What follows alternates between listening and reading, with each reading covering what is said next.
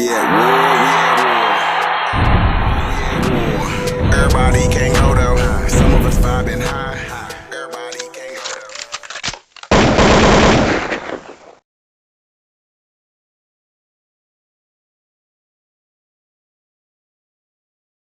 though. For this interview, I was quite surprised to see you use the word Aborigines talking about African Americans.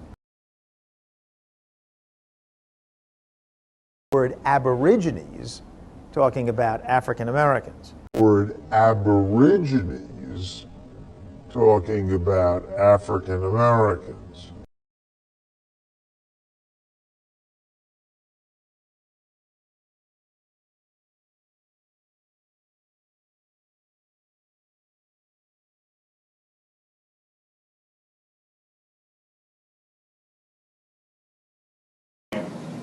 I've made very, very clear I don't know where that comment comes from.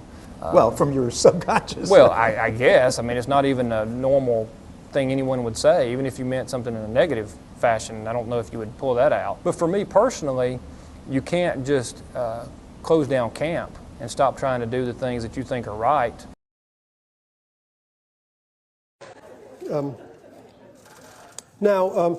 Really, this is going to sound silly, but this is really important cutting-edge genetics. One of the areas I'm really lucky I'm blessed to work in 3 distinct areas of biology: immunology, genetics, and reproduction. And on the genetics side, I get to go to conferences and hear about advances in genetics in all species. And I was just at one a couple of weeks ago down at the Cold Spring Harbor Lab in Long Island, and I learned a bit about what's being known about the genome of Neanderthals, the genetic makeup of Neanderthals. The genome sequencers, led by Svante Pabo, who works in Germany, has taken tiny little fragments of Neanderthal bones, isolated DNA, and determined the genome of the Neanderthal, and used that information to determine, using genetic methods, how long ago Neanderthals and humans were a single species, where the common ancestor was. And they've also been able to compare human genomes and ask the question of whether there's any evidence of Neanderthal genes in the human genome. And they found that there is. And the amount is quite significant, upwards of 5 to 7%. Neanderthals used to live in the Neander Valley. It's, you could have called it the Cayuga Lake Basin, but that's where they lived.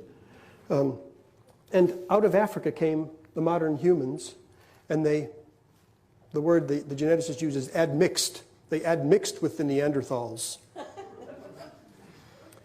And they all used to live in caves in those days like this. Came out of Africa, admixed with the Neanderthals. This was Neanderthal territory. There was another group of Neanderthal-like creatures called the Denisovans. They lived up here in Siberia, and they have their genome has been sequenced. They were distinct from the Neanderthals. And so you can find in people of European and Asian ancestry evidence of about 7%, 5 to 10% of your genome is common with that of Neanderthals. We've been separated from them for 30,000 years or so.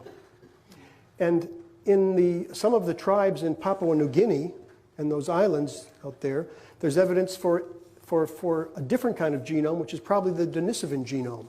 And they might have 7% Neanderthal and 5% Denisovan.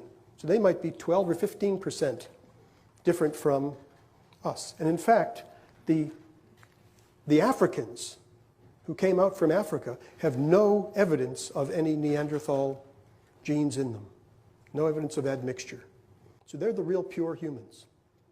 So they're the real pure humans. So they're the real pure humans. So they're the real pure humans. So they're the real pure. So they're the real pure humans. So they're the real pure humans. So they're the Homo sapiens.